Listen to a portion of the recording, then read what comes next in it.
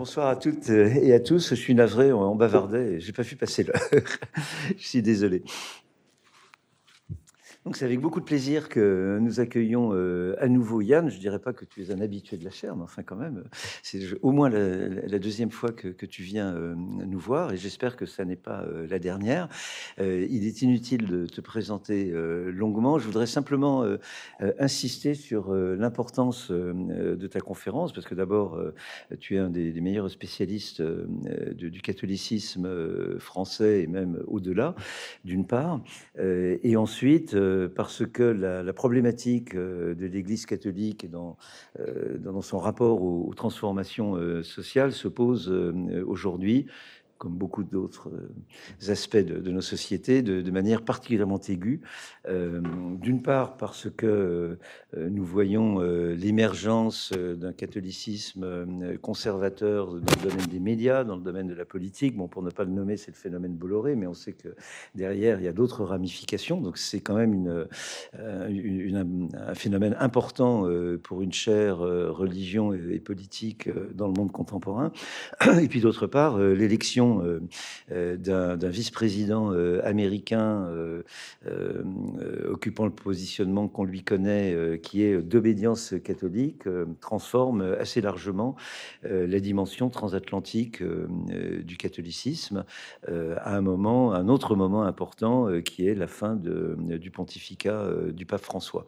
Donc, ne serait-ce que pour toutes ces raisons et pour beaucoup d'autres, ton intervention est particulièrement attendue et importante.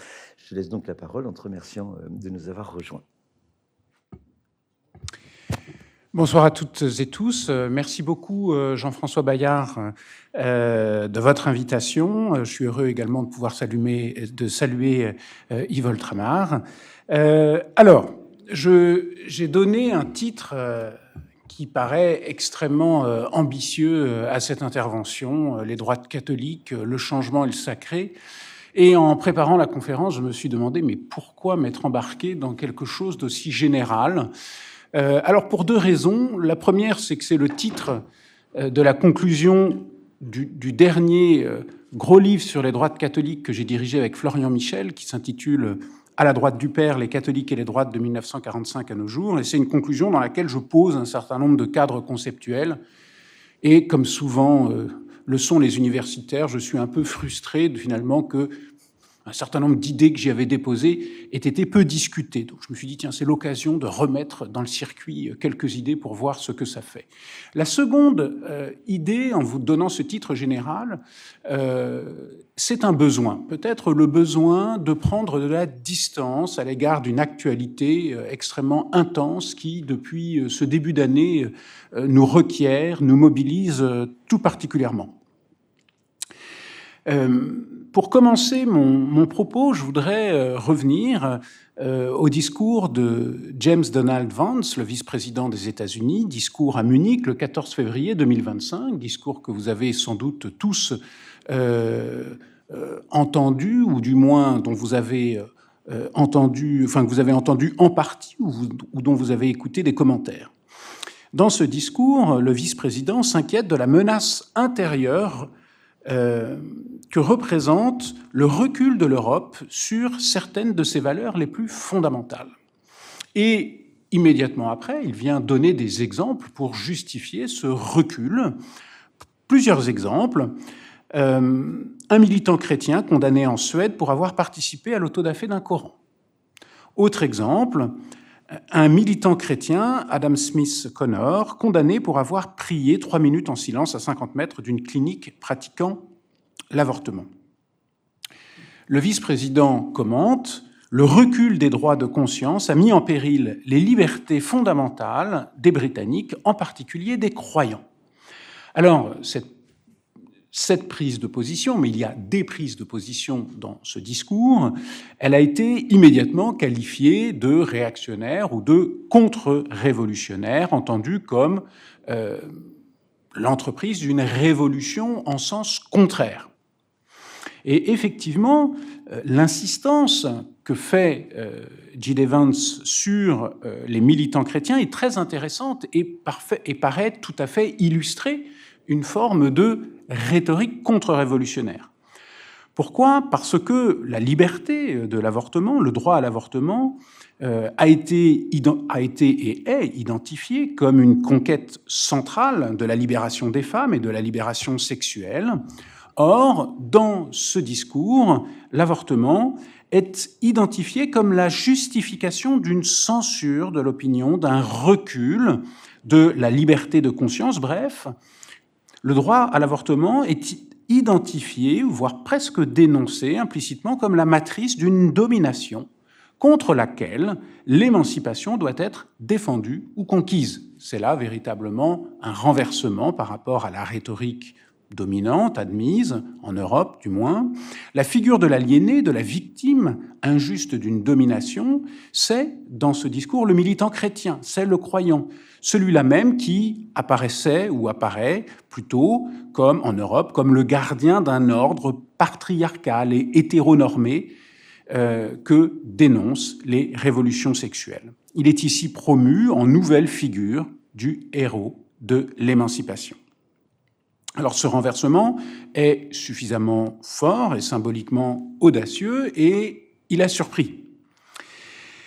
Alors cette surprise, elle a été en partie dans les commentaires renvoyée vers la différence qui sépare États-Unis et Europe dans le rapport à la fois à la religion, à la place de la religion dans l'espace public, mais aussi à la liberté d'expression.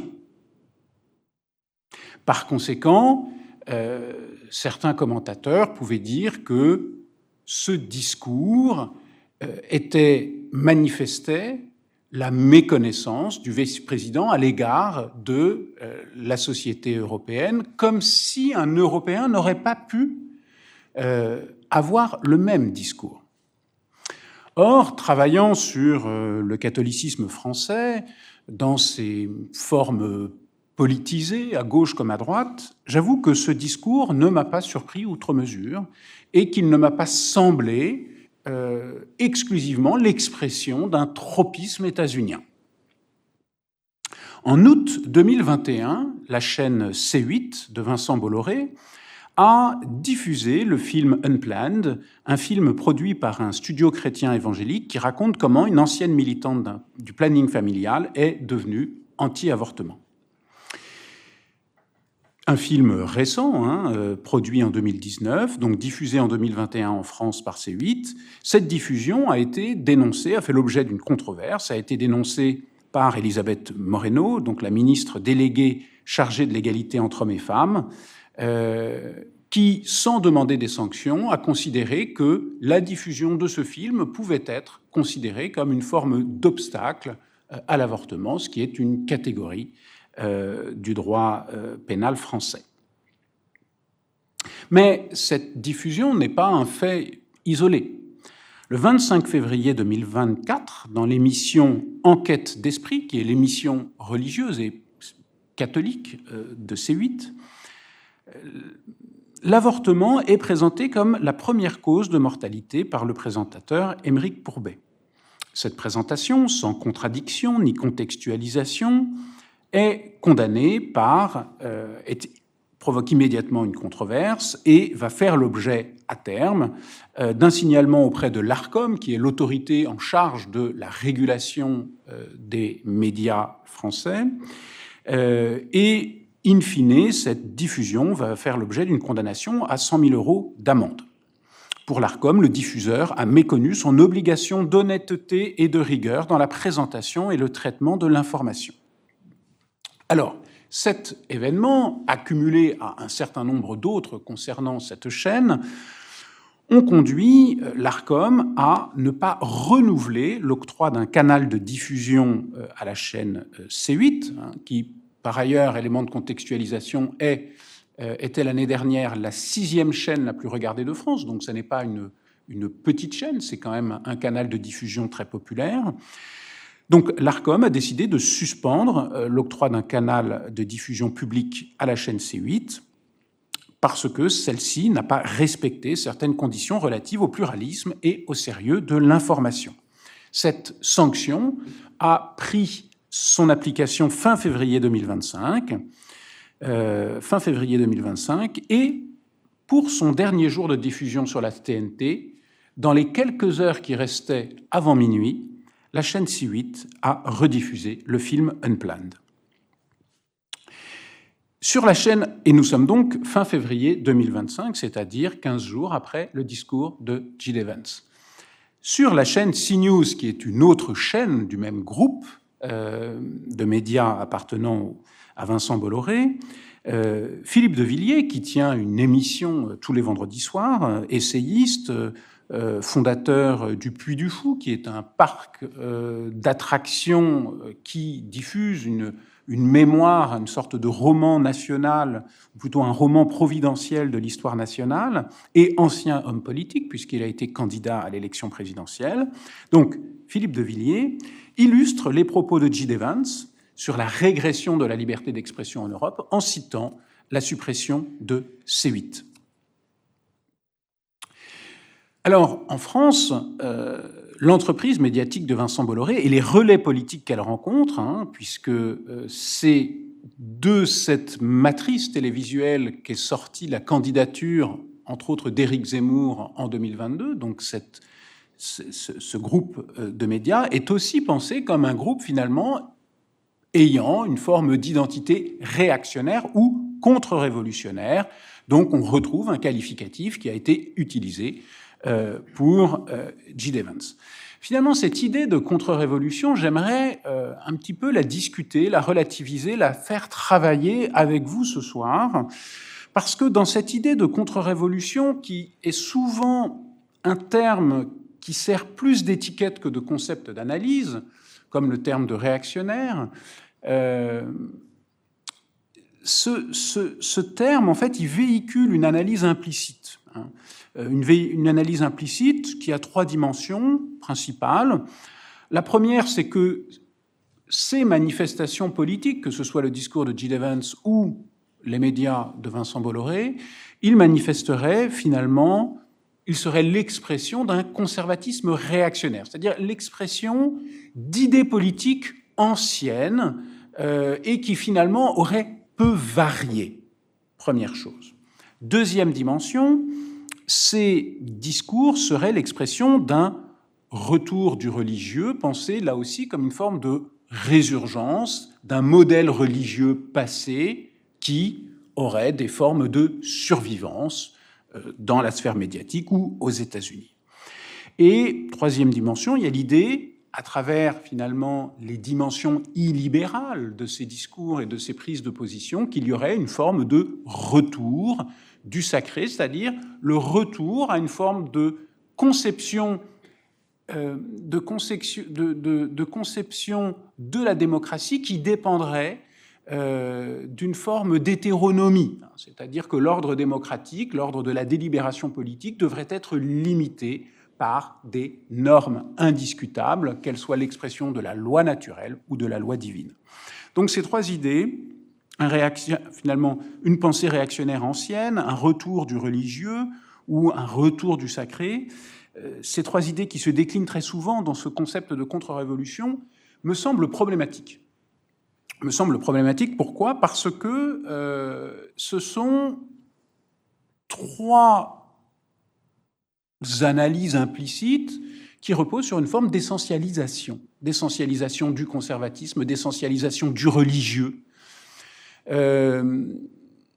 d'essentialisation du passé aussi, identifié à un conservatisme, et finalement, s'il y a du conservatisme au présent, c'est un passé qui ne passe pas. Donc il y a une forme d'essentialisation dans ce discours, et c'est cette essentialisation que je voudrais interroger pour proposer une analyse un peu plus contextuelle de ce qui se passe. Mais pour proposer cette analyse contextuelle de ce qui se passe, il va me falloir vous entraîner rapidement dans un certain recul historique, c'est-à-dire travailler un petit peu l'histoire des droites catholiques au XXe siècle pour mesurer quelles sont les tendances et de quoi exactement, à partir de cette histoire, les tendances présentes sont le signe.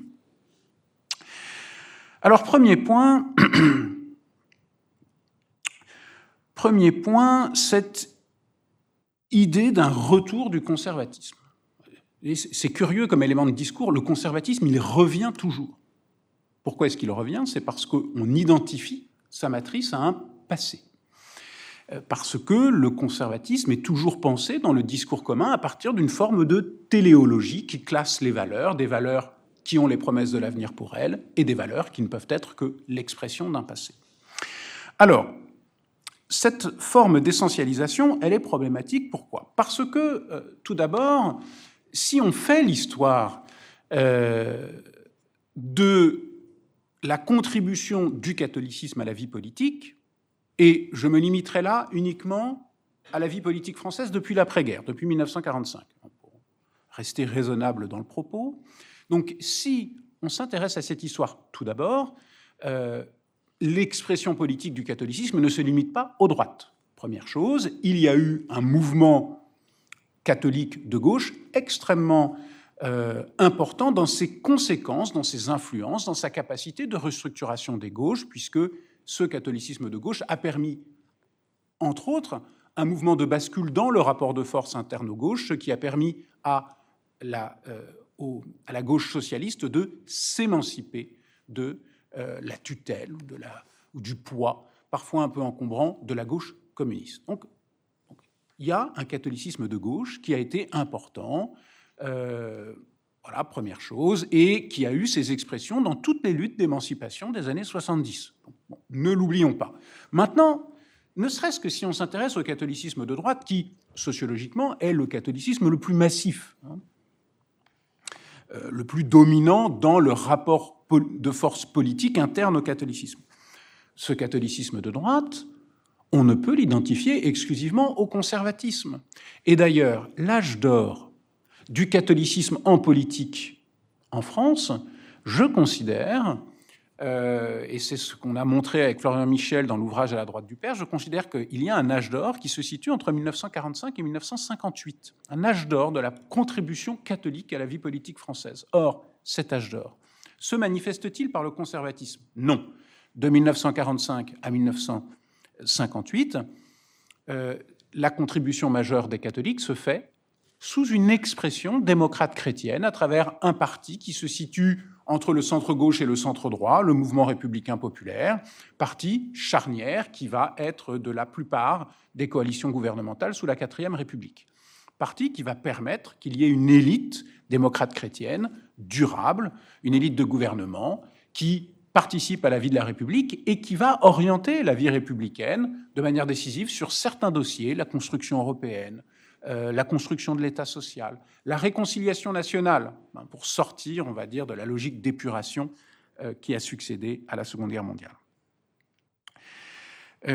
Donc, une démocratie chrétienne qui participe à ce moment de modernisation de la France, qu'est l'après-guerre.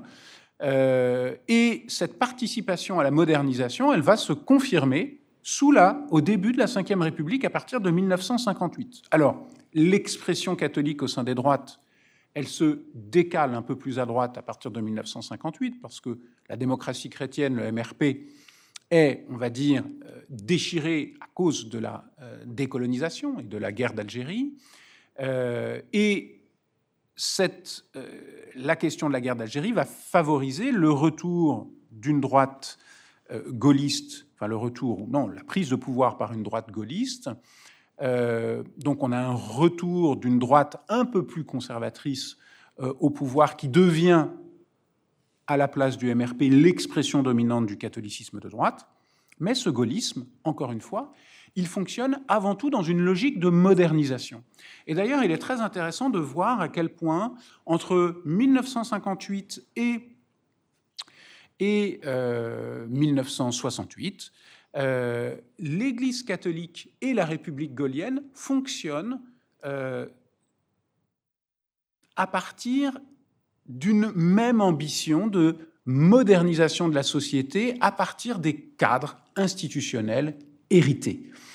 Jean XXIII, c'est intéressant de le comparer avec le général de Gaulle, puisque Jean XXIII, quand il est élu, il est un peu attendu comme un candidat conservateur, de la même manière que le général de Gaulle en 1958, quand il prend le pouvoir, quand il est appelé au Conseil, à la présidence du Conseil, il est le soupçonne même de vouloir établir une forme de franquisme à la française. Et pourtant, Jean XXIII va être le grand entrepreneur de la modernisation de l'Église catholique, le Concile Vatican II qui commence en 1962 et qui prend à rebours les conservateurs. Et le général de Gaulle, en 1962, fait signer les accords d'Évian qui engagent l'indépendance de l'Algérie et prend à rebours les conservateurs de son propre camp. Par ailleurs, l'Église catholique et la République gaullienne, dans ces années 60, ont des positions géopolitiques à peu près identiques, un préjugé favorable à l'égard des non-alignés, à l'égard d'une défense du tiers-monde, des petites nations, des discours sur le développement des peuples. Également, au plan interne, national, une valorisation de la participation, une volonté de planification, de rationaliser une modernité et d'en généraliser les bénéfices à la société. Donc, une logique de modernisation de la société, et cette logique de modernisation de la société, elle ira jusqu'aux questions de morale sexuelle, puisque la loi Neuwirth, qui autorise la pilule contraceptive en France, c'est une loi qui est adoptée par Lucien Neuwirth, député gaulliste, qui est allé consulter le général de Gaulle avant de déposer sa proposition de loi, et il a reçu l'accord de celui-ci. C'est un moment où la question n'est pas aussi clivante, puisqu'elle est discutée elle-même au sein de l'Église catholique. Ça n'est que l'année suivante, par l'encyclique Humanae Vitae, que Paul VI tranchera le débat.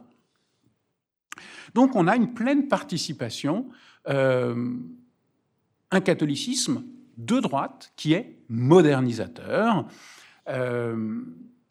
Alors, il est important de s'en souvenir, et par ailleurs, ce rôle modernisateur et ce rôle de modération aussi de l'expression du catholicisme au sein des droites s'objective à travers la sociologie électorale. Si on prend les travaux de Guy Michelat et Michel Simon, qui sont les classiques, les auteurs classiques de la sociologie électorale française, dans leur ouvrage classique, encore une fois, le Classe, religion et comportement politique, texte de 1977, que montrent Guy Michelat et Michel Simon, c'est que les pratiquants réguliers, les catholiques pratiquants réguliers, sont massivement des électeurs de droite, à hauteur de 75% à chaque élection, environ. Donc on a un catholicisme qui est très à droite, mais au sein des droites, ces catholiques choisissent toujours plutôt la droite de gouvernement et la droite modérée. Et ils noteront plus tard, lorsque l'extrême droite se réaffirme électoralement à partir des années 1980 avec le Front National, Guy Michelat et Michel Simon actualisent leurs études et montrent que les pratiquants réguliers votent en deçà des moyennes nationales pour le Front National. Ils font un véritable obstacle, en termes de sociologie électorale, à la diffusion du succès du Front National au sein des droites. La place des catholiques pratiquants est donc une place qui stabilise la droite de gouvernement, qui porte la modération des droites en faisant obstacle aux courants plus extrémistes. Bien. Donc,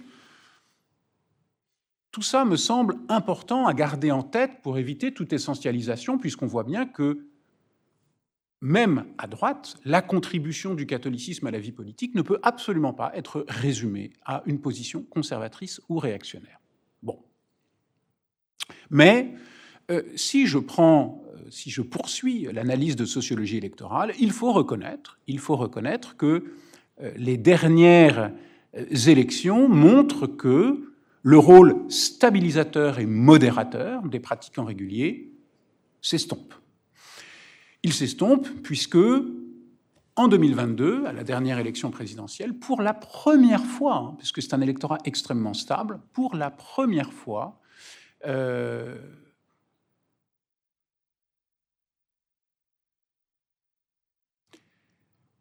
l'addition des différents votes contestataires possibles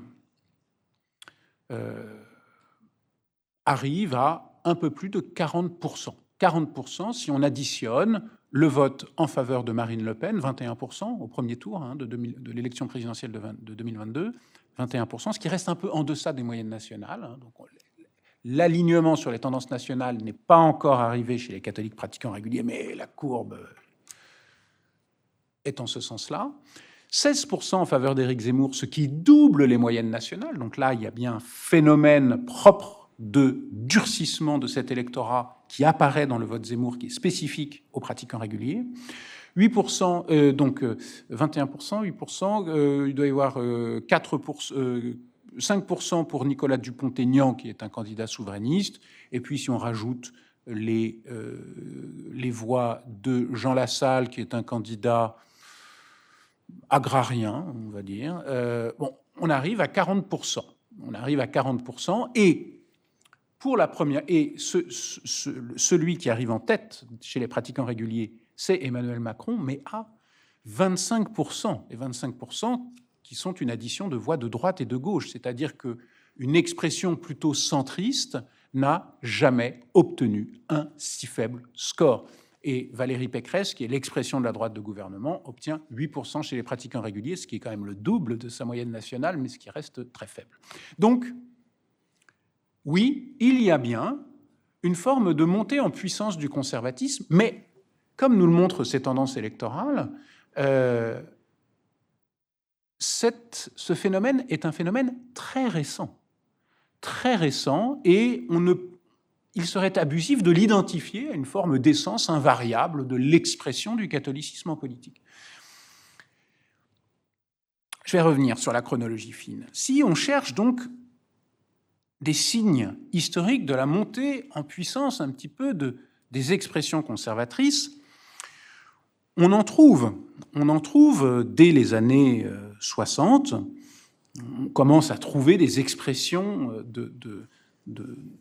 d'une droite réactionnaire dès 1962, avec le refus des accords d'Évian, ce qui fait qu'une partie des soutiens de droite du général de Gaulle, mais des soutiens qui pensaient que le général de Gaulle allait conserver l'Algérie française, se détachent et deviennent une droite anti-gaulliste. Et très curieusement, il se fédère avec des opposants au Concile Vatican II. Donc, le conservatisme se construit par un double refus d'un changement politique et d'un changement religieux. Mais 62, c'est encore un cas à part et relativement discret. 74, autre exemple intéressant, la droite se reconfigure après mai 68, et elle se reconfigure en se sécularisant. C'est-à-dire que la jeune génération de droite pense qu'il faut désormais une droite moderne, une droite qui réponde aux aspirations à la modernisation, mais telles qu'elles sont apparues en 68, c'est-à-dire que c'est une figure de la modernité qui n'est plus celle des années 50, ça n'est plus une modernité dans des cadres institutionnels, c'est une modernité qui passe par l'émancipation individuelle. Donc la droite se recompose autour de cette logique d'émancipation individuelle avec une orientation libérale portée par Valéry Giscard d'Estaing. Et contre cette sécularisation des droites qui rompt avec une dimension religieuse catholique pour désormais embrasser, on va dire, la logique d'émancipation individuelle, mais avec un discours libéral, eh bien, il y a un candidat d'opposition qui, lui, va assumer une posture conservatrice, c'est Jean Royer, le maire de Tours, qui fait campagne contre la pornographie. Et donc, on voit à quel point, accélération du changement social, cristallisation conservatrice. Et ensuite, on a à peu près le même phénomène. À chaque fois qu'il y a une accélération du changement social, il y a une cristallisation d'une expression catholique au sein des droites et sous une forme conservatrice. Par exemple, en 1984, François Mitterrand est élu, c'est la première alternance, la gauche arrive au pouvoir, et grand mouvement de défense. 1981, grand mouvement de défense de l'école libre, donc qui aboutit en 1984 au retrait d'un projet de loi qui devait nationaliser l'école catholique. 1999, c'est de nouveau la gauche vient d'arriver au pouvoir avec un projet d'union civile pour tous les couples, mais entre autres aussi les couples de même sexe, le PAX, de nouveau mouvement de rue, avec retraduction politique derrière. 2012-2013, arrivée de François Hollande au pouvoir, et c'est la Manif pour tous qui s'oppose à l'ouverture du mariage aux personnes de même sexe. 2017, candidature de François Fillon, où la question de la morale sexuelle, comme expression du conservatisme, commence déjà à laisser le pas à un discours national très fort et à une affirmation d'une défiance à l'égard des populations musulmanes. Pourquoi ? Parce qu'une autre forme d'accélération du changement social qui se joue à partir de 2015 avec les attentats islamistes en France, auxquels réagit une cristallisation et catholique et conservatrice au sein des droites. Et puis on pourrait dire en 2022, la candidature d'Éric Zemmour qui succède un peu à ces tendances. Donc, ce qui est intéressant, c'est que ces expressions conservatrices, elles sont récentes. Finalement, elles ont monté en puissance progressivement depuis les années 70. Et il est intéressant de les contextualiser. C'est que l'expression catholique, l'expression d'un catholicisme au sein des droites associé à l'expression d'une position conservatrice, ça se fait dans un moment qui est caractérisé par quoi ? Par l'accélération d'un changement social majeur pour la société française, c'est la sécularisation. C'est-à-dire qu'à mesure que la société devient moins catholique, à mesure que les droites affirment de moins en moins leur catholicisme, le catholicisme devient, au sein des droites, une ressource d'expression du conservatisme. Donc, l'expression du catholicisme en politique devient conservatrice à mesure que les valeurs religieuses perdent leur assise sociale. La montée en puissance du conservatisme, d'inspiration catholique, dépend de la sécularisation de la société. Déjà, là, on est arrivé quelque part par rapport à mon propos liminaire, c'est qu'on voit bien que ce conservatisme n'est pas l'expression d'un passé qui ne passe pas, mais ce conservatisme est directement l'empreinte, l'envers, que son histoire est faite des scansions qui sont celles, très précisément, de chaque accélération du changement social et d'une tendance majeure du changement social, qui est la sécularisation de la société française. J'en viens à mon deuxième point. Ces contre-révolutions contemporaines, dont nous sommes les contemporains, qu'on le veuille ou non, sont-elles l'expression d'un invariant religieux ?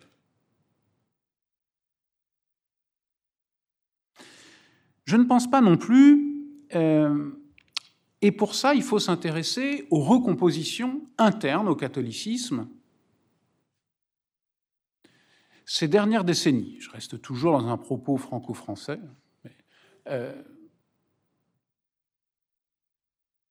Qu'est-ce que l'on mesure quand on fait la sociologie du catholicisme français aujourd'hui ? On mesure que, au sein même du catholicisme, tendanciellement, les courants, d'une part, les plus gauchistes, puisqu'il ne faut pas oublier la place du catholicisme de gauche, les courants les plus gauchistes, mais aussi tendanciellement les courants les plus centristes, depuis 40 ans, tendanciellement, ils deviennent de plus en plus discrets. Je ne dis pas qu'ils cessent d'exister. Je dis que leur expression devient socialement et politiquement discrète. Et à l'inverse, l'expression d'un conservatisme au sein du catholicisme ne cesse de monter en puissance. Comment comprendre ce chassé-croisé, d'autant plus curieux qu'il est relativement contre-intuitif. En 1976, François-André Isambert, un sociologue des religions très solide, publie un article qui s'intitule « La sécularisation interne du catholicisme », dans lequel il dit que la sécularisation, la sécularisation, c'est une dynamique qui traverse toute la société, mais c'est aussi une dynamique qui traverse le catholicisme, de l'intérieur du catholicisme, parce qu'il y a beaucoup de militants catholiques qui souhaitent réformer le catholicisme de l'intérieur. Et la modernisation de la société, c'est un élément qui vient justifier des réformes internes portées par tout un ensemble de militants qui souhaitent des liturgies moins hiératiques, qui souhaitent une désacralisation du rôle sacerdotal, qui souhaitent que la religion cesse de prescrire ce que les catholiques doivent faire dans l'alcôve, qu'il cesse de justifier aussi une domination des hommes sur les femmes. Et François-André Isambert, quand il écrit son article en 1976, on a l'impression que, pour lui, il va de soi que ces courants sont porteurs, en fait, de l'avenir de l'Église, parce qu'en ajustant le système de valeurs internes au catholicisme, avec les valeurs séculières, ils vont restaurer le crédit du catholicisme dans la société séculière et permettre un rebond et un renouveau.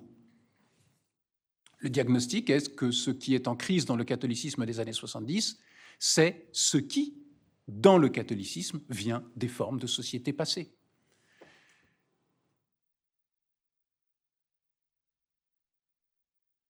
Et ce qu'il pensait arriver n'est pas arrivé. C'est-à-dire que tendanciellement, ces militants réformateurs se sont effacés et les militants conservateurs sont restés. Et au fur et à mesure que la société française se sécularise, le catholicisme se recompose sur ceux qui restent. Et ceux qui restent, tendanciellement, sont plus conservateurs que ceux qui se sont détachés. Par conséquent, on observe aujourd'hui que, à mesure que la France poursuit sa trajectoire de sécularisation, c'est la tendance majeure, c'est la tendance dominante. Il n'y a pas de retour du religieux, d'un point de vue quantitatif, dans la société française. Donc, au fur et à mesure que la société française poursuit sa trajectoire de sécularisation, le catholicisme se recompose à une échelle de plus en plus petite, de plus en plus minoritaire, et il se recompose à partir de pratiquants plus conservateurs. Et cela change la consistance même du groupe catholique. C'est-à-dire que la sécularisation a pour aboutissement paradoxal une forme de désécularisation interne du catholicisme. Aujourd'hui, le style des messes est plus hiératique qu'il ne l'était il y a 30 ans. L'autorité sacerdotale est plus hiératique qu'elle ne l'était il y a 30 ans. Etc., etc. Là-dessus, je ne vais pas vous encombrer de chiffres, mais j'ai fait une enquête avec la Croix sur le profil des jeunes séminaristes en décembre 2024, qui montre bien que ces jeunes séminaristes ont un profil beaucoup plus conservateur que leurs aînés. Ils portent beaucoup plus volontiers la soutane. Ils considèrent que la messe en latin est une forme d'expression liturgique normale, bien plus que leurs aînés, etc. Et bien sûr, cette désécularisation interne du catholicisme a des effets politiques. C'est que dans la mesure où on a un catholicisme qui devient plus minoritaire, et qui est plus conservateur, il est dans une plus grande conflictualité avec les valeurs séculières.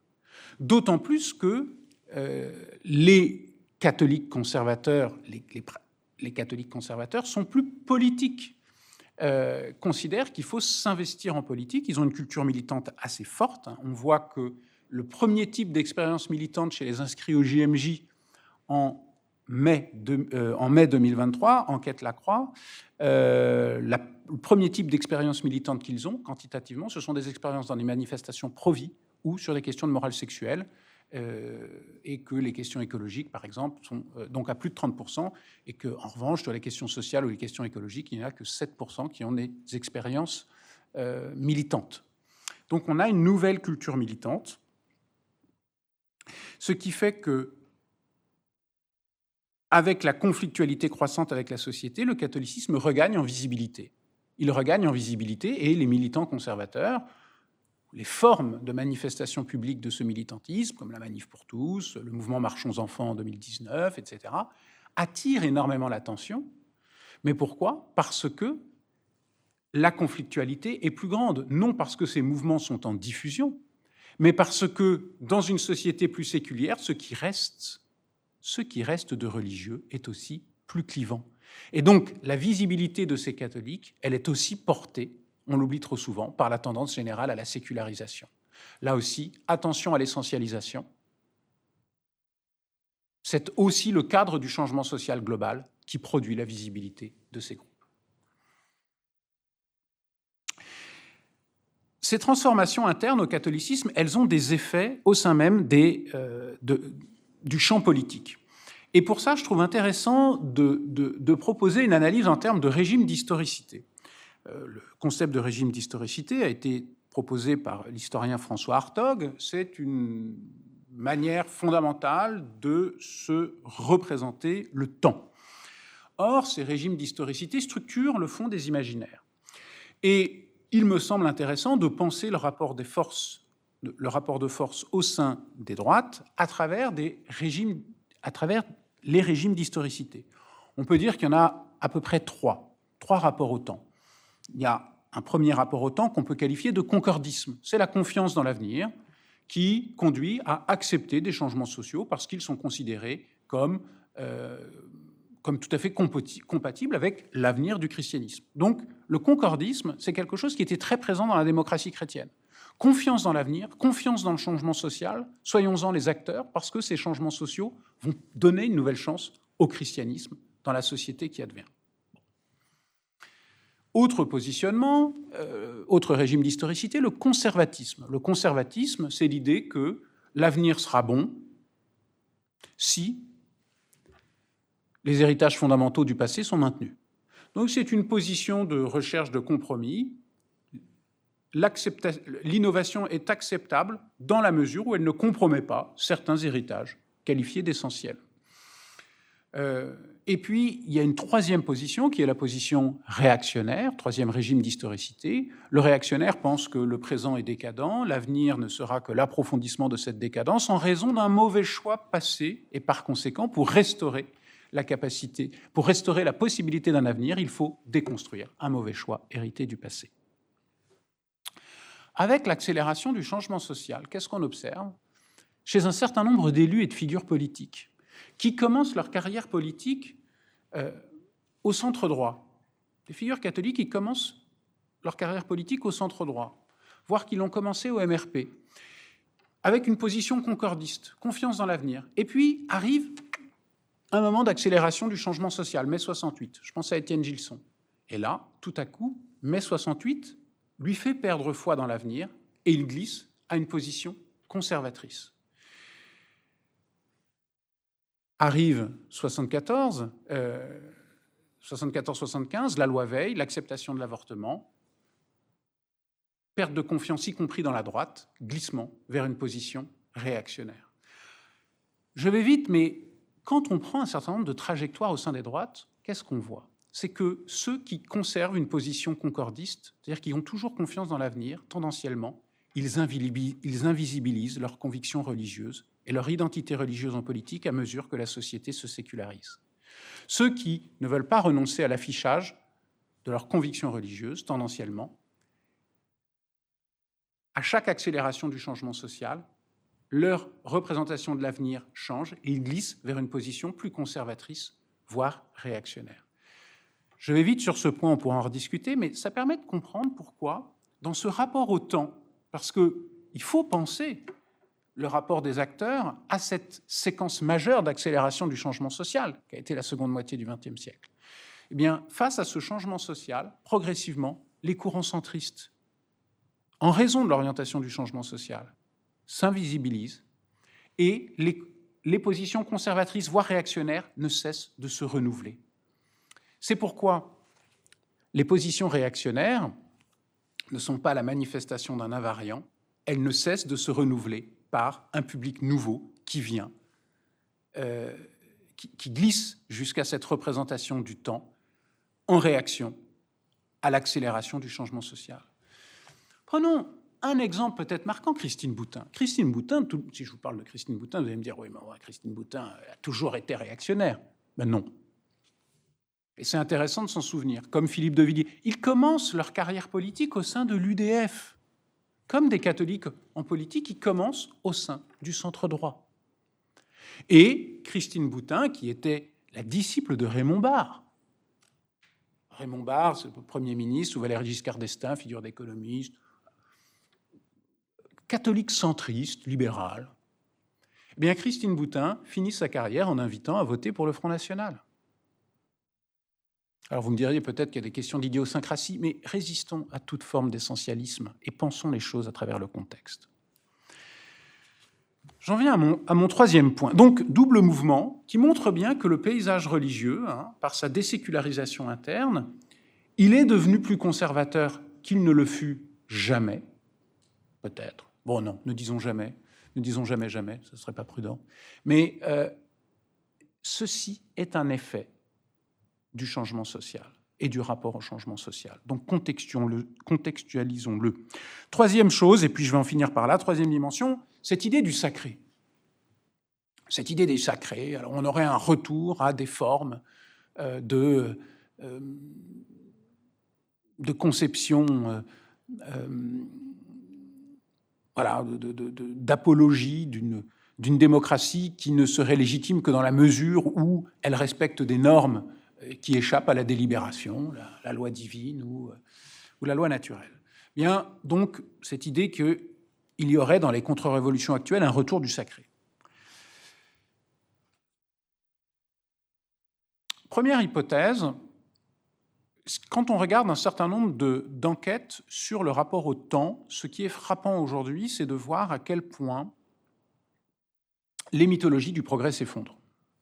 Les mythologies des progrès s'effondrent. Bon, je sais bien, on le dit depuis les années 70, mais quantitativement, on a des tendances très fortes maintenant, c'est-à-dire que les scénarios de la catastrophe comblent la représentation de l'avenir beaucoup plus que des scénarios de félicité, de redistribution et de société idéale ayant un bénéfice pour tous. Lorsqu'il reste des visions de l'avenir positives, elles sont toujours associées à quelque chose d'individuel, mais plus à quelque chose de collectif. Donc on a un effondrement d'idées de progrès. Cet effondrement d'idées de progrès change un certain nombre de valeurs structurantes du débat politique. Par exemple, réoriente potentiellement l'idée d'émancipation. Lorsque, dans une société qui est structurée par l'idée de progrès, l'émancipation, elle nécessite de se débarrasser des éléments du passé qui font obstacle à une liberté promise à l'avenir qu'il faut conquérir. Et en gros, les mythologies du progrès se sont traduites par un très fort déclassement de la religion associée, identifiée comme un obstacle à toute forme d'émancipation. Dans la mesure où l'idée de progrès s'épuise, que la dystopie, dans l'ordre des représentations, remplace l'utopie, la dystopie est dominante aujourd'hui, eh bien, l'émancipation passe désormais par un rapport à l'héritage venu du passé, parce que c'est l'avenir qui devient aliénant. Et donc, pour retarder la venue d'un avenir aliénant, il faut maintenir les éléments hérités du passé, c'est-à-dire tout ce que l'on connaît, qui sont des éléments pour maintenir une souveraineté personnelle sur la vie ordinaire. Donc il est possible que dans le rapport à l'émancipation, aujourd'hui, la religion devienne une ressource. Et ça, c'est une hypothèse qui serait intéressante à travailler pour penser les vagues de catéchumènes qui se présentent désormais, des adultes qui se font baptiser dans l'Église catholique depuis 2 ans. La tendance est courte, je ne m'hasarderai pas à en tirer une analyse, puisque le matériau manque. L'enquête est en cours, patience. Mais sur des petits échantillons que j'ai testés en entretien, j'ai trouvé très intéressant de voir à quel point le rapport au patrimoine, le rapport à l'histoire, le rapport à l'identité étaient pensés comme des vecteurs d'individualisation et donc d'émancipation. Dans une société où le catholicisme est majoritaire, l'individualisation et l'émancipation se font par le détachement du catholicisme. Mais dans une société où les valeurs séculières sont dominantes, la conversion religieuse peut devenir une voie d'individualisation et d'émancipation, dans l'ordre du vécu subjectif. Donc, il y a là quelque chose dans ce rapport à la religion qui est spécifique, à l'échelle collective, qui est en dehors du seul groupe des catholiques, quelque chose qui est, à mon sens, j'en fais l'hypothèse, là-dessus c'est un peu tôt pour trancher, mais je fais l'hypothèse qu'il y a quelque chose, encore une fois, de fondamentalement nouveau. Par ailleurs, on voit bien aussi à quel point la sécularisation diversifie les usages possibles du référent religieux. Je pense à ce qu'a montré Olivier Roy dans son ouvrage « L'Europe est-elle chrétienne ?», où il s'intéresse à ce phénomène que l'on voit en politique dans la plupart des pays d'Europe aujourd'hui, c'est cette mention des racines chrétiennes. Des racines chrétiennes qui servent à quoi ? Qui servent de marqueurs politiques de marqueurs idéologiques. Les racines chrétiennes, elles servent à dire qu'il y a un vrai peuple et qu'il y a des populations qui ne pourront jamais véritablement intégrer le peuple. Et que par conséquent, il y a une frontière culturelle entre les vrais et bons citoyens et les autres, qui ne devraient pas avoir autant de droits et de devoirs que les autres, qui ne devraient pas pouvoir faire la norme. Et ce sont bien sûr, la plupart du temps, les populations, les minorités musulmanes ou les minorités LGBT qui sont ciblées comme s'opposant par essence à ce qu'est le peuple défini par ses valeurs chrétiennes. Donc on est là dans une instrumentalisation des valeurs chrétiennes qui vient servir un propos illibéral, populiste, justifié par un refus du multiculturalisme, un refus de la neutralité de l'État à l'égard des valeurs. L'État doit ne pas être neutre, il doit défendre les valeurs chrétiennes, identifiées comme les valeurs de la majorité. Donc on a une forme de substantialisation du peuple par le recours aux valeurs chrétiennes. Bon. Ce rapport au religieux, comme le dit Olivier Roy, il est totalement lié à la sécularisation. C'est parce que les valeurs chrétiennes ne sont plus une expérience spirituelle, c'est parce que l'Église catholique s'est raréfiée, que ces valeurs peuvent être utilisées indépendamment de toute forme de foi ou même de culture religieuse. La libéralisation même de l'usage est une condition, est une conséquence de la sécularisation. Et il est intéressant de voir à quel point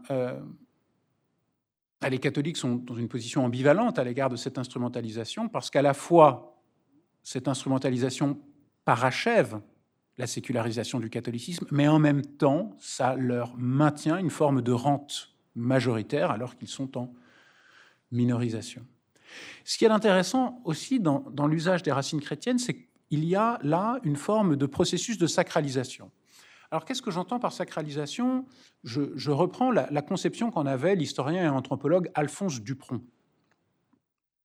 Alphonse Dupron écrit que le christianisme peut servir d'incarnation sacrale du temps. C'est-à-dire que pour lui, il n'y a jamais de sacré du jour même, c'est une de ses formules, et le processus de sacralisation, c'est un processus qui sert socialement à extraire une valeur, un objet, une chose du temps et de l'altération du temps pour dire que c'est intouchable et que cela ne doit pas changer. Et dans la mesure où le christianisme est identifié à un temps long de la culture, aujourd'hui, il vient servir de signifiant à des populations non spécifiquement catholiques pour sacraliser des choses qu'ils ne veulent pas voir changer, que ce soit l'identité du peuple, l'identité de la nation, ou un certain style de vie et des mœurs qui se trouvent catholicisés pour être dépolitisés, naturalisés, s'imposer comme des normes qui devraient contraindre la démocratie et ne pas dépendre d'elle.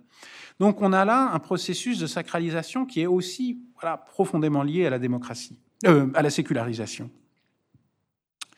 Et donc ces figures contemporaines du sacré qui donnent une caisse de résonance populaire à la montée en puissance d'un conservatisme religieux, mais à une échelle très minoritaire. C'est ce qui permet une certaine forme d'articulation. C'est ça qui est en jeu dans les contre-révolutions actuelles, qui se nouent autour de formes de populisme, de national-populisme et d'illibéralisme. Mais c'est là un phénomène qui est l'empreinte en inversé du changement social. J'en viens à ma conclusion. Il me semble capital de ne pas céder à une approche essentialiste des contre-révolutions politiques et religieuses. Elles sont la manifestation de la culture contemporaine. Elles portent l'empreinte du changement social. Elles portent l'empreinte de l'orientation et du rythme du changement social. La sécularisation, paradoxalement, désécularise les religions, lorsqu'elles passent de l'échelle majoritaire à l'échelle minoritaire.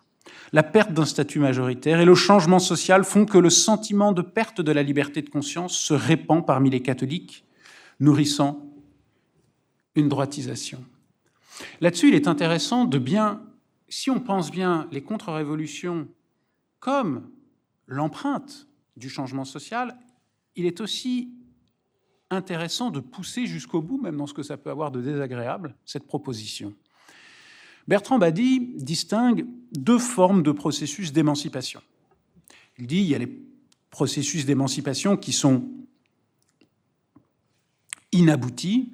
Inaboutis, c'est quand les dispositifs discriminatoires sont conquis et leurs effets inversés sur les dominants antérieurs qui ont perdu. Et puis, il y a le processus d'émancipation abouti, c'est lorsque les dispositifs discriminatoires sont abolis et donc le pluralisme élargi dans la société. Je pense que c'est intéressant d'avoir cette distinction en tête pour se demander dans quelle mesure il n'y a pas des radicalités dans le changement social et dans la contre-révolution qui se répondent. Et c'est pour ça qu'il me semble très important de ne plus penser le rapport entre révolution et contre-révolution comme des guerres culturelles. C'est très à la mode, les guerres culturelles, mais ça repose sur une forme d'essentialisation, chaque camp essentialisant la position adverse. Chaque conquête, on est dans une représentation de guerre de tranchées culturelles, et chaque conquête arme une vendetta qui peut en défaire les bénéfices. Je pense qu'il est important d'avoir une représentation beaucoup plus interactionniste, beaucoup plus relationnelle de ce qui se joue entre les camps. Et il faut entre autres penser les désarticulations des temporalités entre groupes sociaux. Ces désarticulations qui sont créées par le changement social, surtout lorsqu'il est accéléré. Cela devrait conduire à plus de prudence. Les mentalités n'évoluent pas au même rythme que la loi. Et forcer les mentalités, parfois, même si c'est pour la bonne cause, peut conduire à armer des vendettas culturelles contre-productives. Si les révolutions aboutissent à des contre-révolutions, c'est peut-être aussi parce qu'il manque un modèle de changement social inclusif qui pense les temporalités différenciées d'acceptation du changement, ce qui permet, par le pluralisme, de désarmer des effets de balancier néfastes. Par conséquent, face aux illibéralismes, la solution ne peut pas être un illibéralisme inversé, mais elle ne peut être, à mon sens, si on pense, le rapport entre contre-révolution et révolution toujours comme étant lié, mais pour sortir de ces guerres culturelles, la solution me semble toujours plutôt de croire aux vertus d'un libéralisme approfondi. Bon, merci de votre attention.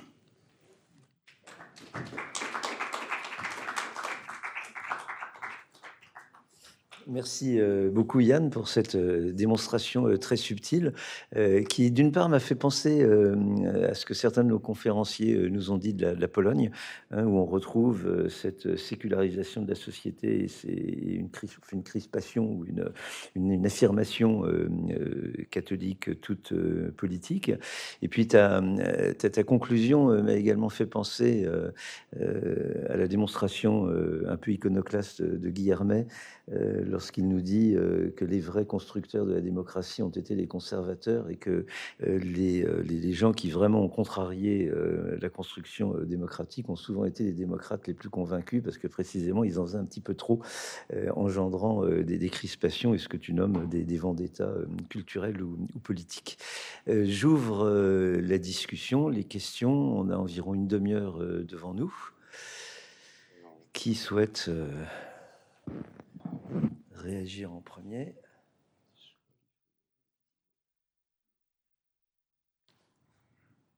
Yves.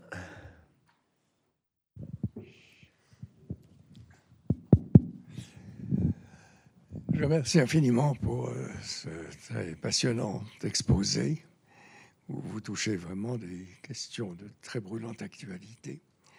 Évidemment, vous présentez là le cas français. Moi, je retiens deux termes qui me semblent très importants.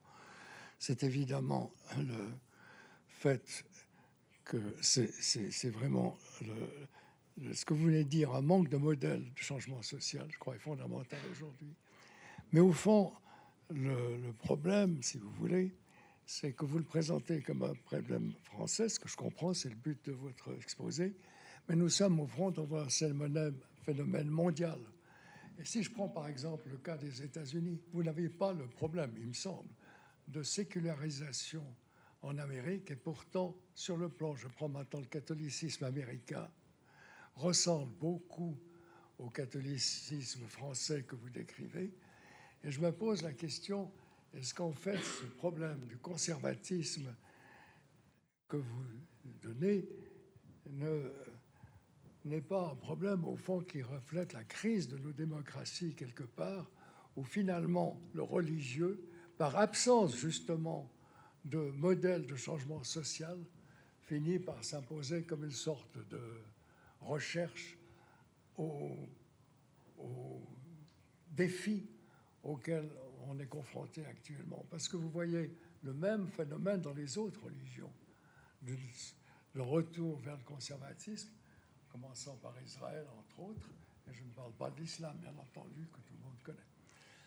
Voilà. Est-ce que tu souhaites répondre question par question? Je suis désolé. Oui, je peux. Oui, comme tu veux. Alors, merci pour ces remarques et ces questions. Que ce soit très clair, moi, je n'ai pas de solution. Ce qui m'intéresse, et ce qui me semble être l'utilité éventuelle des sciences sociales, c'est qu'en produisant des représentations différentes de ce dans quoi nous sommes engagés, on peut recréer de la marge pour la politique, on peut recréer du champ pour l'analyse et pour la politique. Bon. Si on peut avoir une utilité, c'est potentiellement celle-là, me semble-t-il. Donc oui, je pense que ces derniers temps, je me suis beaucoup intéressé aux controverses internes à la Révolution française sur le rythme du changement social. C'est un vrai objet de controverse. Quel est le bon rythme? Faut-il aller vite et profond parce qu'il faut purger la nation? Faut-il aller plus doucement et accommoder les propriétaires, point de vue thermidorien, etc. Je trouve que ces controverses sont extrêmement intéressantes et je trouve que, alors que les sociétés sont engagées dans un ensemble de transformations absolument majeures, alors sans doute que personne ne pilote, enfin, tout dépend desquelles. Enfin, là-dessus, il faudrait distinguer les révolutions, les questions techniques, les questions sociétales, les questions. Mais je trouve que cette réflexion est relativement absente. Et je pense que cette absence génère de l'incompréhension et génère de la tension politique qui pourrait être peut-être, en partie un peu dégonflée, ayant l'idée très durkheimienne que toute forme de radicalisation renvoie à un manque d'intégration sociale. Et que par conséquent, là où il y a de la radicalisation, c'est qu'il y a un défaut d'intégration, donc il faut penser l'intégration. Donc, pour moi, justement, il faut penser l'intégration dans le cadre du changement social, donc penser les rythmes différenciés des groupes sociaux. Enfin, je trouve qu'il y a vraiment quelque chose à faire là-dessus. Mais peut-être que ça m'échappe. Jean-François, si tu connais des références sur le sujet, ça m'intéresse. Je trouve que c'est un point un peu aveugle. Comparativement aux années 70, où les sciences sociales étaient très intéressées par la question du changement social. J'aime beaucoup la thèse d'Henri Mindras, La Seconde Révolution française, où il dit que finalement, en 20 ans, entre 64 et 84, la société française a changé plus profondément que depuis la Révolution française de 1789-1799. Oui, c'est vrai, si on prend beaucoup d'indicateurs sociaux. Mais est-ce qu'on a pensé comment accompagner ce changement pour que tout le monde suive, même à des rythmes différenciés? Voilà, c'est la question que je me pose, que je vous pose. Je trouve qu'il y a quelque chose à réfléchir là. Vous avez raison, ce n'est pas qu'un problème français, c'est un phénomène mondial. C'est un phénomène mondial, et par conséquent, les révolutions et les contre-révolutions ont une dimension mondiale. je vois bien aujourd'hui, en observant ces droites catholiques, à quel point certaines d'entre elles sont éblouies par J.D. Vance. Et donc, bien sûr que ça peut produire des effets spécifiques d'entraînement, mais de la même manière qu'on sait que voilà, les révolutions pour les droits, pour la démocratie sexuelle, sont aussi liées à des courants, à une circulation internationale. Donc il y a une échelle mondiale qui est en plus à penser, ce qui ajoute de la complexité. Alors sur le cas américain, déjà il y a une sécularisation aux États-Unis. Il y a une sécularisation dans la jeunesse américaine où le nombre de nones, c'est-à-dire de non-affiliés à une église, augmente de manière extrêmement importante. Et donc, il y a une crise. Enfin, les religions historiques, ils sont aussi en crise. Et d'ailleurs, les formes de politisation aujourd'hui, mais je ne suis pas expert des États-Unis, donc je m'arrêterai là, sont des révélateurs de ces crises internes. Et il est intéressant que, au sein des républicains, les courants protestants aient autant recours, quand il s'agit de penser la critique du libéralisme, et autant recours à des catholiques qui se pensent comme une minorité religieuse, ce qui fait qu'ils ont un rapport très différent à la société et plus contre-culturel, qui aujourd'hui monte en puissance et est approprié aussi au sein des protestantismes. Donc il y a là quelque chose de... Enfin voilà, à mon sens, ça renvoie aussi à la question de la sécularisation, même d'une manière différente. Et bien sûr, on pourrait élargir l'Inde, enfin, vous avez parlé d'Israël, je pense à ce qui se passe en Inde, où on a des réarmements politiques du religieux, du même ordre, des circulations. Est-ce que là, on peut encore faire marcher ce schème de la sécularisation? Pas sûr. Enfin, en tout cas, je ne m'y aventurerai pas. Je ne suis pas spécialiste. Je suis vraiment un universitaire français, franco-français. Je m'en excuse par avance. C'est très français.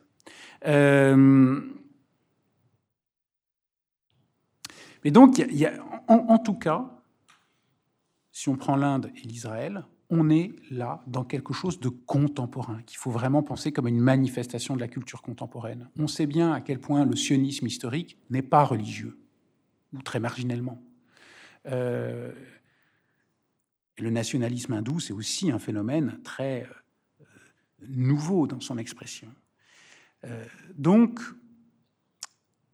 attention aux téléologies qui nous font systématiquement classer ces mouvements comme des expressions d'un passé. Ce sont des manifestations de la culture contemporaine. Pourquoi? Comment? C'est un défi à penser.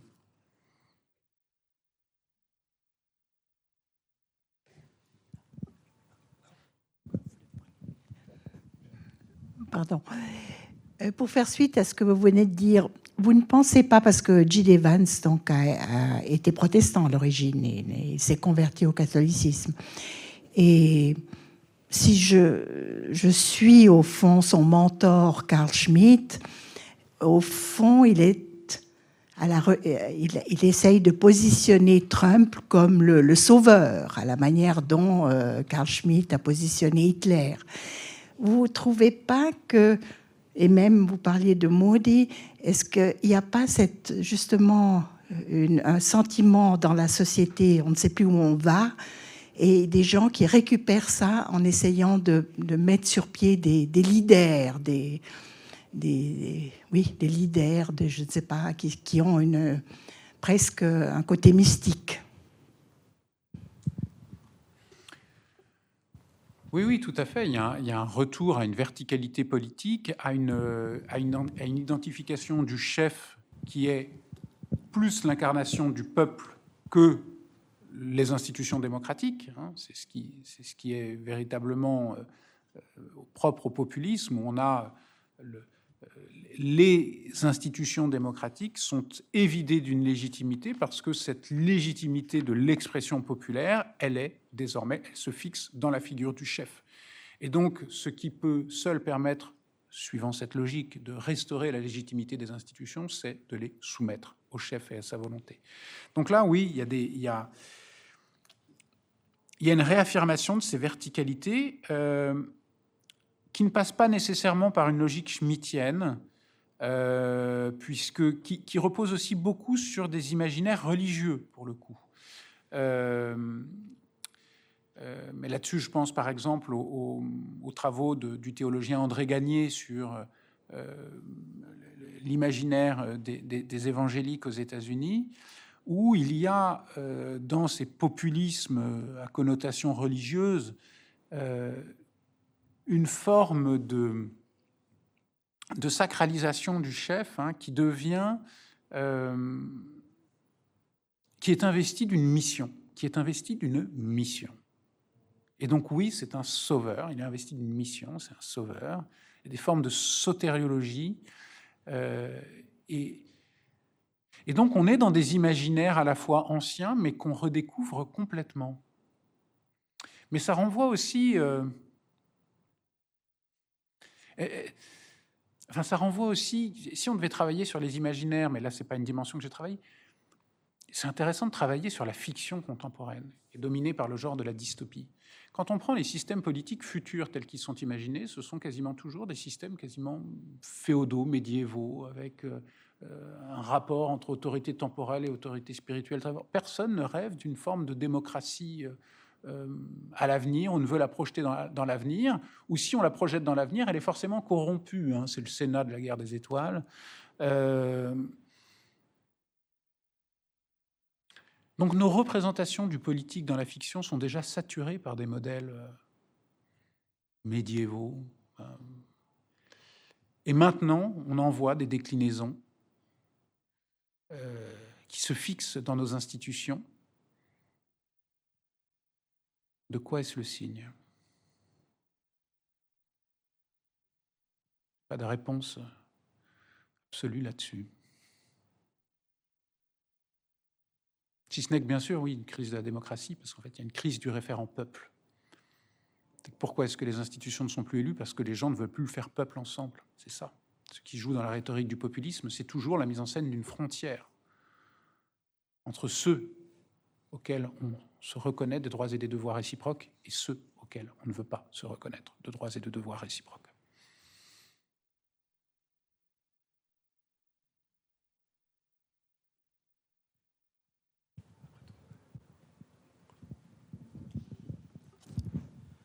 Oui, bonsoir, merci.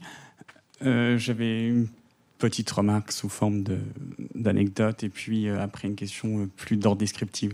La remarque, c'est que il n'y a plus de démocrate chrétien à Matignon depuis Pierre Fimelin. Il y en a un nouveau depuis 3 mois. Enfin, alors, sans augurer de son legs politique, c'est un peu souriant. Et pour dire à tel point que c'est une conception disparue, c'est que Le Monde a dû faire un article où il définissait le mot démocratie chrétienne, omettant au passage de rappeler que son fondateur en était un peu issu. Mais enfin, c'est anecdotique. Peut-être que le directeur actuel n'était pas au courant.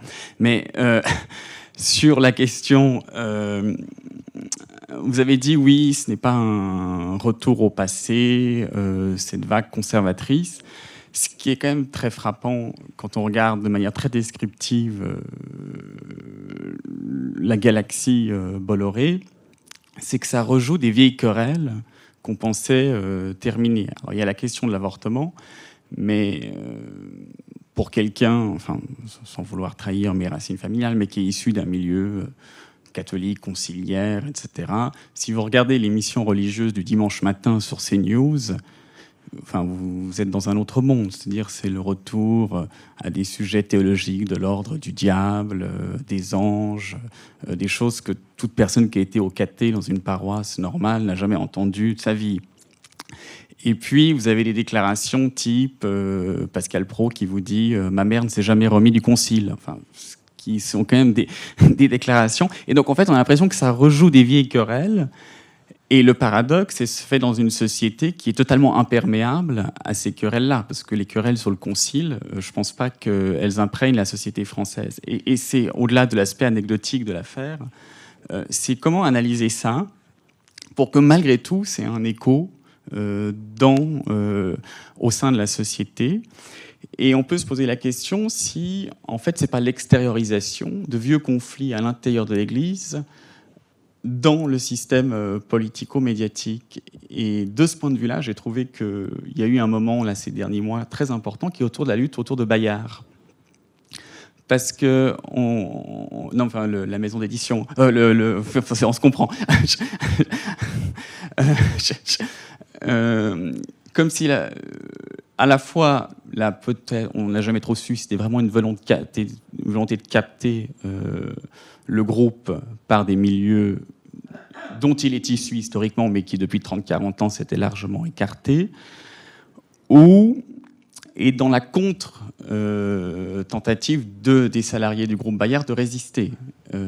Et comment vous l'analysez, au-delà de l'aspect c'est Bolloré qui veut s'emparer du truc, qu'est-ce que cela dit de ces querelles-là, enfin là, pour le coup, plus que des querelles, des clivages au sein du monde ecclésial et qui apparaissent au grand jour dans la société?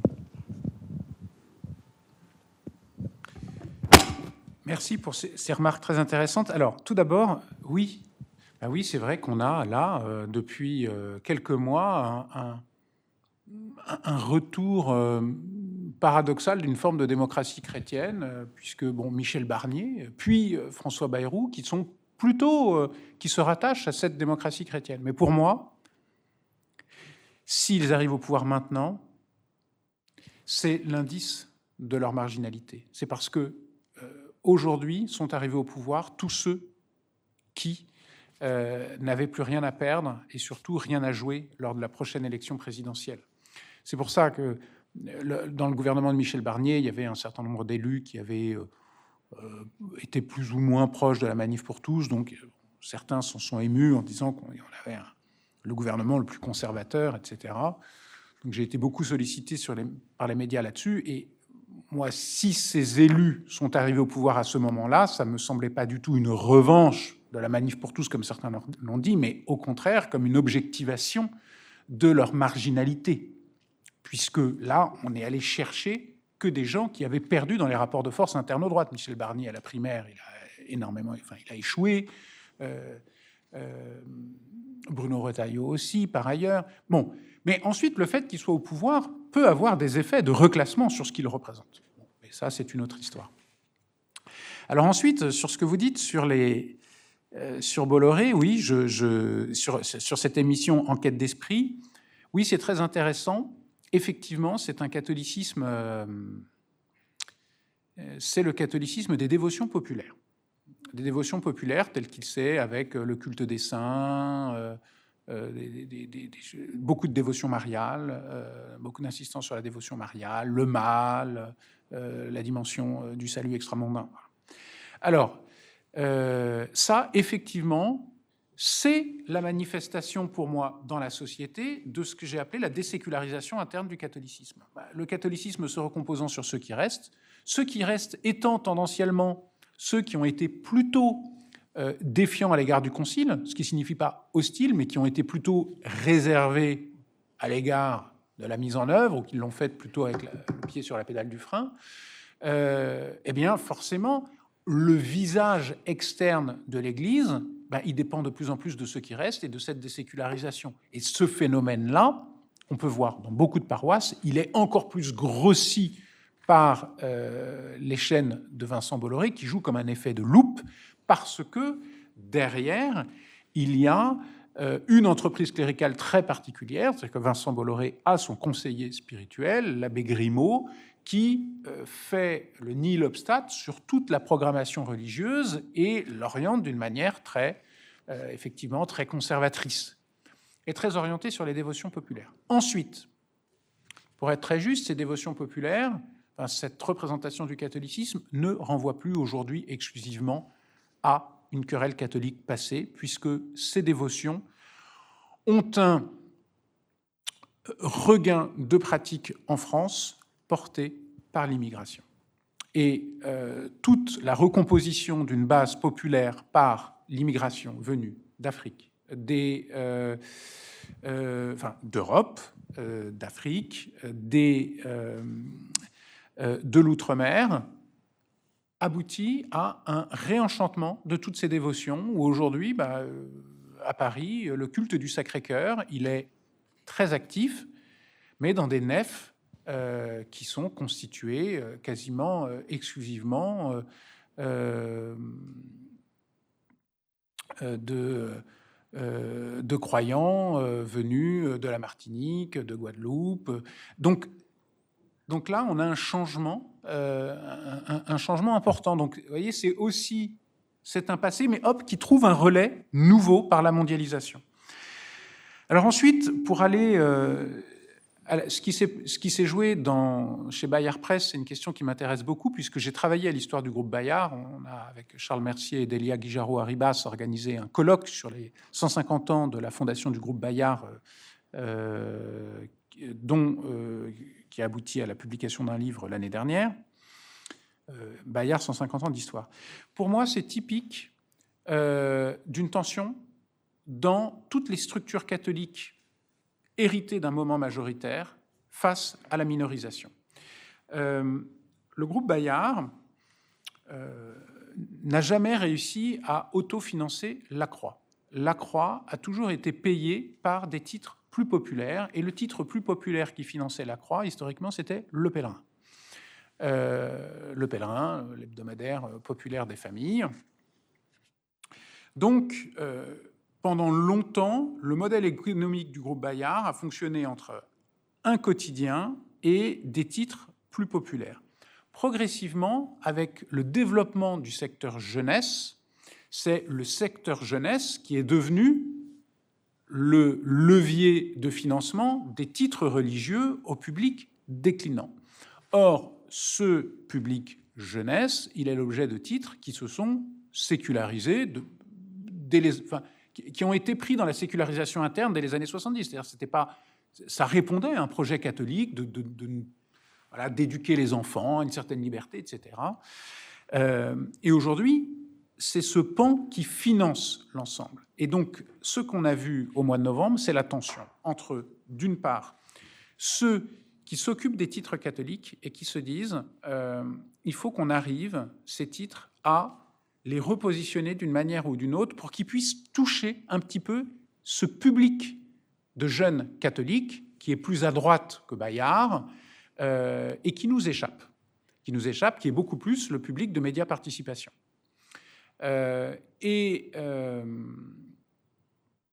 Donc il faut lui envoyer des signes. Mais en même temps, c'est très compliqué parce que ces signes apparaissent immédiatement comme une transgression religieuse par le public majoritairement composé de catholiques âgés, qui sont sur une ligne très conciliaire, et apparaît comme une forme d'intolérable droitisation pour tous les salariés du groupe qui sont qui sont totalement sécularisés, qui n'ont quasiment plus aucune conscience de l'histoire religieuse du groupe, qui appartient exclusivement à la congrégation des Augustins de l'Assomption. Donc pour moi, cette tension dans une structure majoritaire qui s'adresse à la population en raison d'une minorisation qui est plus conservatrice, on la voit dans le groupe Bayard, mais on la trouve dans le secteur des écoles privées. On la trouve même dans les diocèses. Aujourd'hui, on a une structure qui se dédouble, un cadre majoritaire qui reste dominant et des structures qui reposent sur une logique minoritaire qui poussent en dessous, et les deux sont en conflictualité. Je me permets peut-être juste de rebondir sur cette question à propos à la fois du lectorat et de la ligne éditoriale de la Croix. Est-ce qu'elle est simplement le reflet de ces transformations que vous montrez sur les dernières décennies, ou est-ce que ça se transforme un peu de manière différente? Et puis un petit point sur les chercheurs contemporains qui s'attellent à une rythmologie, à le sociologue allemand Hartmut Rosa, évidemment, avec l'accélération. Peut-être quelque chose à creuser là-dedans. Oui, mais les travaux de Rosa sur la question de l'accélération m'intéressent beaucoup. C'est vrai que je ne les ai pas cités, j'aurais dû, mais pour moi, c'est quelqu'un qui a beaucoup attiré mon attention sur cette dimension et sur les effets aliénants de l'accélération du changement social. De manière très, très intéressante, et je trouve que voilà, il y a effectivement des choses à aller chercher de ce côté-là. Alors, sur la Croix est un titre qui résiste plutôt à cette forme de désécularisation interne, parce que c'est plutôt l'expression, on va dire, d'un catholicisme conciliaire, mais ils ont des oscillations, parce qu'ils ont des oscillations. Pourquoi? Parce que de toute façon, c'est un modèle économique qui s'effondre, c'est un électorat qui s'effondre, et donc ils perdent des électeurs, il faut bien qu'ils arrivent à en trouver de nouveaux. Or, dans les années 70-80, quand Bruno Frappa était à la direction de la rédaction, il y avait eu l'idée de complètement séculariser la Croix et de créer l'Événement. Ça devait changer de titre, ça s'appelait l'Événement, en se disant, ben voilà, la participation des catholiques à la vie de la société française, elle n'a pas besoin d'être catholique. On va faire un journal fait par des catholiques, mais pas un journal pour les catholiques ou qui disent ce que dit l'Église, etc.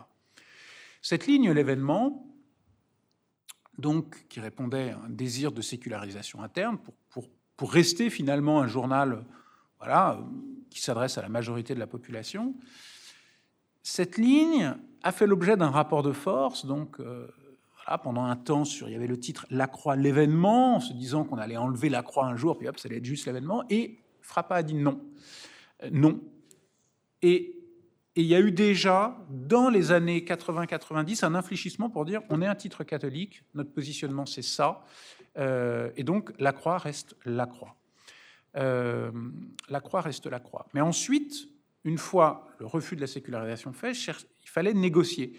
Et ça fait maintenant une dizaine d'années qu'ils cherchent en permanence un ajustement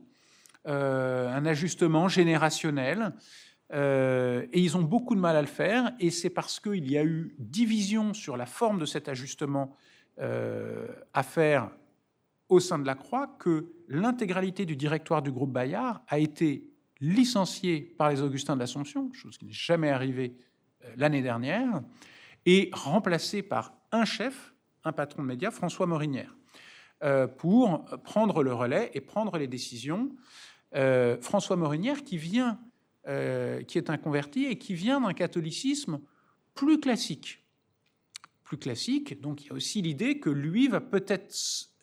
Alors c'était l'ancien patron de l'Équipe, hein, donc c'est vraiment un homme de presse, mais qu'il allait peut-être sentir les choses. C'est un moderne, il n'est pas clivant, pour un petit peu réarticuler la Croix à ce public de jeunes, mais sans pour autant céder à une ligne droitière, mais en permettant que les jeunes puissent un peu plus s'y reconnaître.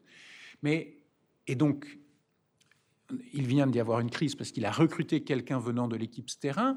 L'a-t-il fait de manière ignorante? L'a-t-il fait à dessein? Là-dessus, ça reste compliqué à savoir. En tout cas, aujourd'hui, la question n'est pas réglée dans Bayard.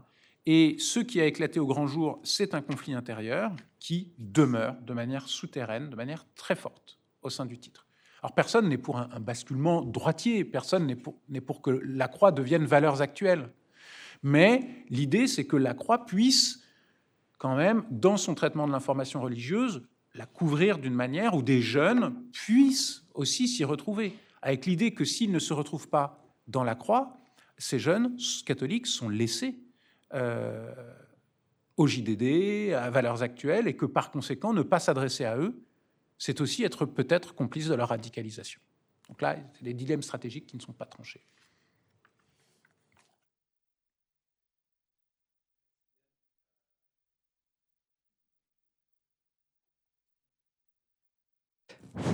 Oui, merci Yann pour ta présentation qui donne à penser, c'est très riche. Moi j'avais 2 questions et une remarque. La première, c'est pourquoi tu commences en 1945 en nous disant la contribution des catholiques à la politique, c'est la démocratie chrétienne en France.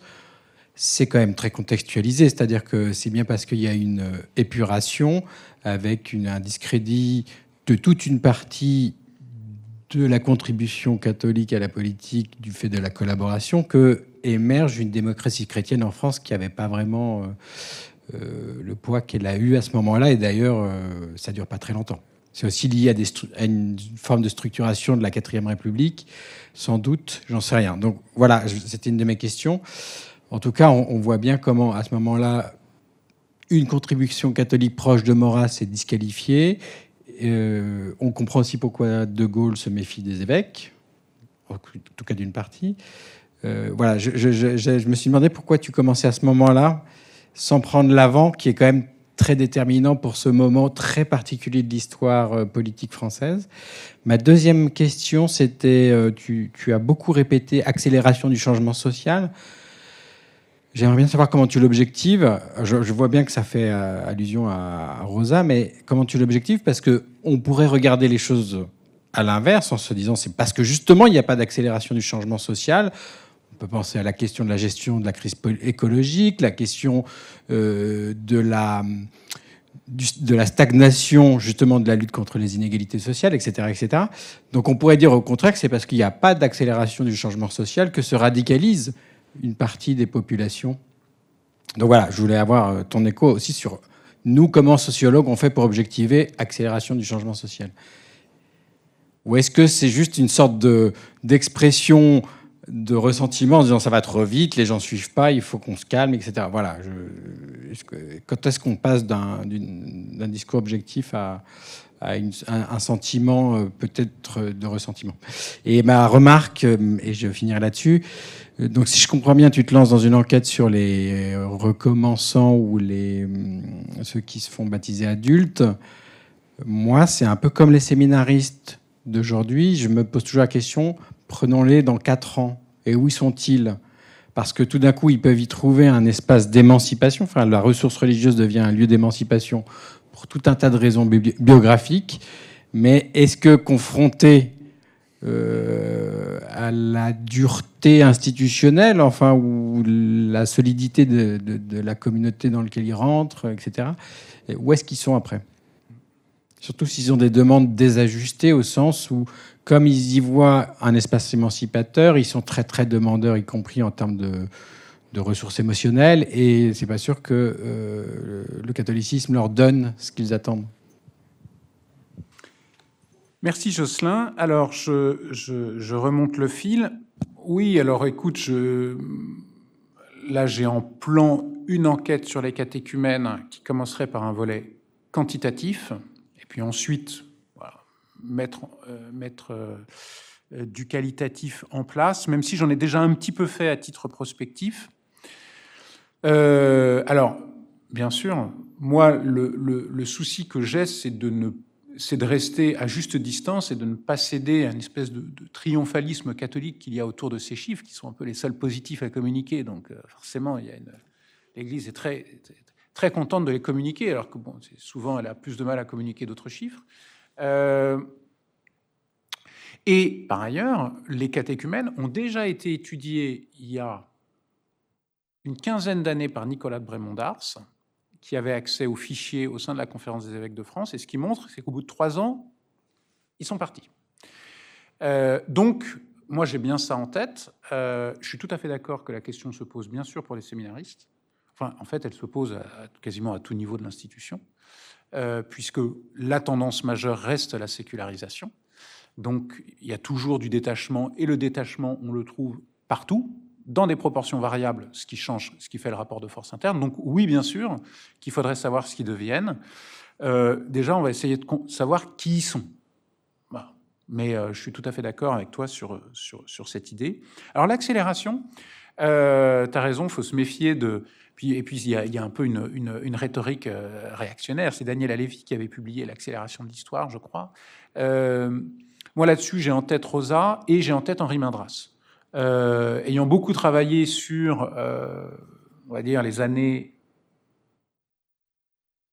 50, 80, qui sont un peu le moment que j'ai beaucoup travaillé, là-dessus, je suis très proche d'Henri Mindras sur le fait que les structures sociales, le rapport, les structures sociales, le rapport à la famille, le rapport au couple, le rapport à la parenté, le rapport à la sexualité, dans une séquence relativement courte, ont changé à un rythme qui n'a pas d'équivalent antérieur. Donc, par rapport aux équivalences antérieures, les structures familiales, prenons juste cet exemple, on peut dire qu'il y a une forme d'accélération. Voilà. Mais c'est pas, tu vois, le terme d'accélération, je le rencontre pas tant que ça, en tout cas chez les acteurs catholiques conservateurs sur lesquels je peux travailler, mais que tu connais bien aussi. qui, eux, vont parler d'effets en chaîne, d'effets cliquettes, choses comme ça. Je vois pas trop la notion d'accélération. Enfin, en tout cas, voilà, moi, c'est vraiment main de race que je mets là-dessus. Et oui, il me semble que sur la question, juste de la question des normes, la question de la sexualité ou des normes familiales, il y a un changement accéléré à l'échelle de ce qu'était la stabilité de ces normes dans l'histoire. Pourquoi commencer en 1945 ? Écoute, parce que j'avais 45 minutes. Même si je comprends, je vois bien le côté malin de ta question, c'est que tu trouves que j'ai un peu découpé dans la toile au bon endroit, ce qui arrange un peu mon propos. T'as pas tort. Effectivement, bon, la démocratie chrétienne existe bien avant, mais avant, elle existe, c'est des courants qui commencent dès le 19e siècle, mais avant, il est sûr que cette démocratie chrétienne, malgré tous les appels au ralliement depuis les années 1890, ce ralliement ne se fait pas. Pourquoi ? Parce que les démocrates chrétiens sont considérés comme doublement illégitimes. Ils sont trop démocrates pour les cathos et trop chrétiens pour les républicains. Ce qui fait qu'ils sont pris entre deux fronts et donc ils sont limités. Et c'est ça qui s'inverse après la Seconde Guerre mondiale. C'est que la droite nationale catholique, elle est discréditée. Procès de Maurras, février 1945, contre lequel viennent témoigner justement les grandes figures de la démocratie chrétienne, Francis Coguet, etc. Et par ailleurs, ils ont acquis leur légitimité côté républicain à travers la résistance. C'est quand même Georges Bidault, par exemple, qui succède à Jean Moulin au Conseil national de la résistance. Et par ailleurs, ce qui favorise l'émergence de la démocratie chrétienne, c'est que les évêques sont hors jeu.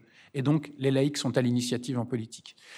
Mais ils sont hors jeu non pas tant par collaboration active que par attentisme. Parce que ces évêques, ce n'est pas des évêques Action française, parce que les évêques Action française, ils ont été sortis après 26, c'était des évêques Action catholique. Mais comme ils avaient été nommés suite à la crise de l'Action française, ils ne voulaient pas se mêler de politique, et sauf qu'on sait bien que même quand on ne s'en mêle pas, c'est une autre manière d'en faire. Mais voilà, oui, donc oui, je suis d'accord, il y a un conservatisme important avant 1945. Mais bon, écoute, dans le temps qui m'était imparti, j'ai estimé que c'était une chronologie raisonnable. Merci beaucoup.